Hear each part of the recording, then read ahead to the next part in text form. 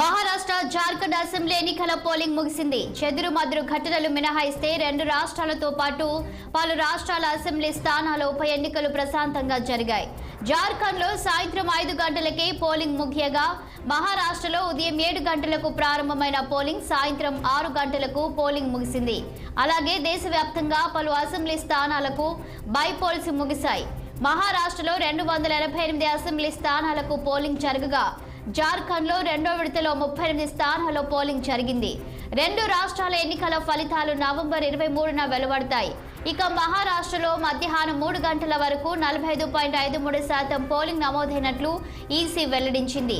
మహారాష్ట్రలోని నక్సల్స్ ప్రభావిత గడ్చిరోలి జిల్లాలో మధ్యాహ్నం 3 గంటల వరకు అత్యధికంగా 62.99% పోలింగ్ నమోదు కాగా థానే జిల్లాలో అత్యల్పంగా 38.94% పోలింగ్ నమోదైందని తెలిపారు.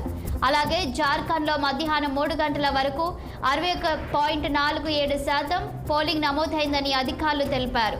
పోలింగ్ ముగిసిన సమయానికి క్యూ లైన్ లో ఉన్న వారికి ఓటేసే అవకాశం ఇవ్వడంతో పోలింగ్ శాతం మరింత పెరిగే ఛాన్స్ ఉందన్నారు. ముంబైలో పలువురు సినీ ప్రముఖులు తమ ఓటు హక్కు వినియోగించుకున్నారు.